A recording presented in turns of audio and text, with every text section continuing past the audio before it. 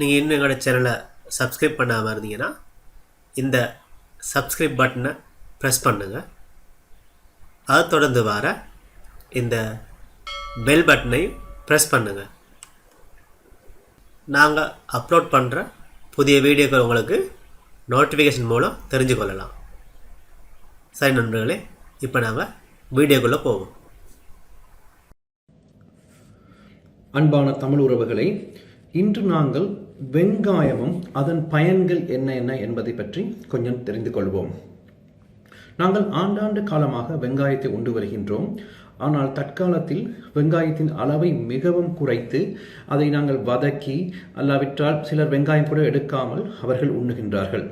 வெங்காயம் எடுப்பதால் என்ன நன்மை வருகின்றது என்பதை பார்ப்போம்.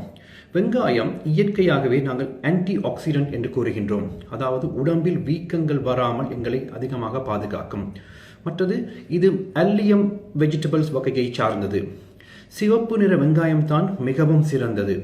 மற்றது வெங்காயம் நீங்கள் வாங்கும் போது உங்களுக்கு லோக்கலில் க்ரோன், அதாவது இப்போ இலங்கையில் இருப்பவர்களானால் இலங்கையில் வளர்ந்த வெங்காயம், இந்தியாவில் இருப்பவர்கள் இந்தியாவில் வளர்ந்த வெங்காயம், அதே மாதிரி UK, கனடா போன்ற நாடுகளில் இருப்பவர்கள் அந்தந்த நாட்டில் வளர்ந்த வெங்காயத்தை நீங்கள் வேண்டி சமைக்கும் போதுதான் அதன் ஆரோக்கியத்தன்மை உங்களை சேரும்.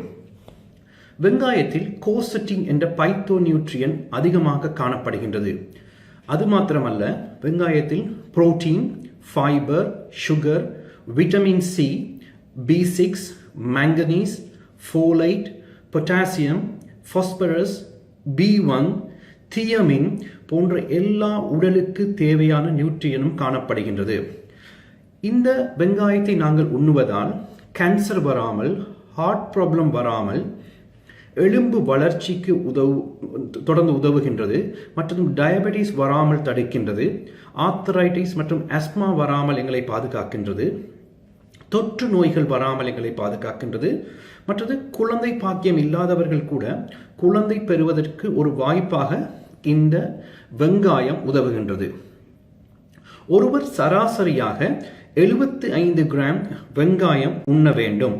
இதை அன்குக்ட், அதாவது சமைக்காத வெங்காயமாக உண்ணுவதுதான் மிகவும் ஆரோக்கியம். சிலருக்கு கடுமையான காரம் இருப்பதால் அதை நீங்கள் தயிரோடு சேர்ந்து நீங்கள் உண்ணலாம். அப்படியும் இல்லாத போது கொஞ்சம் எண்ணெயில் கொஞ்சம் வதக்கிய மாதிரி கொஞ்சம் ஒரு சில நேரங்கள் மாத்திரம் வதக்கிய மாதிரி நீங்கள் உண்ண வேண்டும். நாங்கள் குக் பண்ணும் போது வெங்காயத்தை முதலிலேயே ஆயிலில் போட்டு விடும். இது பிழையான வேலை. நாங்கள் எல்லாம் தாளித்து கறியை இறக்கும் போதுதான் வெங்காயத்தை நாங்கள் சேர்க்க வேண்டும். அப்போதுதான் வெங்காயத்தில் உள்ள நியூட்ரியன் கொஞ்சமாக ரிலீஸ் பண்ணப்பட்டு எங்கள் உடலுக்கு சேரும். வெங்காயத்தை நாங்கள் உடனடியாக தோலை உரித்தவுடன் நாங்கள் கறியில் சேர்க்கக்கூடாது. தோலை உரித்து சின்ன சின்னதாக வெற்றி ஒரு 5 நிமிடங்கள் ரெஸ்ட் பண்ண விட வேண்டும்.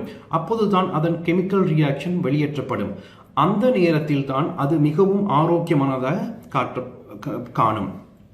மற்றது ரெட் ஓனியன், லோக்கலில் கிடைக்கும் ரெட் ஓனியன் தான் மிகவும் சிறந்தது. ஒனியனை தயிரோடு சாப்பிடும் போது தயிரில் உள்ள பாக்டீரியாக்களும் ஒனியனில் உள்ள நல்ல நியூட்ரிஷன்களும் சேர்ந்து எங்கள் உடல் ஆரோக்கியத்துக்கு மென்மேன்படும். ஒனியனை நாங்கள் அச்சாறு என்று சொல்லுவோம். அவ்வாறு சில பதப்படுத்தப்பட்ட வெஜிடபிள்களோடு சேர்த்து நாங்கள் உண்ணலாம். சின்ன வெங்காயமாக இருந்தால் குறைந்தது 6 இல்லது 8 தினமும் நாங்கள் உண்ண வேண்டும். வெங்காயத்தையும் கிழங்கையும் ஒன்றோடு ஒன்று சேர்த்து வைக்கக்கூடாது. காரணம், கிழங்கில் இருந்து வெளியிடப்படும் எத்திலீன் கேஸ் வெங்காயத்தை கெட்டுப்போக பண்ணிவிடும்.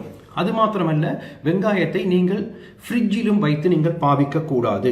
நான் நினைக்கிறேன் இந்த வீடியோ உங்களுக்கு பிடித்திருக்கும். உங்களுக்கு பிடித்திருந்தால் லைக் செய்து ஷேர் செய்யுங்கள். இதன் மூலமாக நாங்கள் பலவிதமான பேர்களை அவர்கள் நோயிலிருந்து விடுபடுவதற்கு உதவியாக இருக்கும். மீண்டும் இன்னொரு வீடியோவில் உங்களை சந்திப்போம்.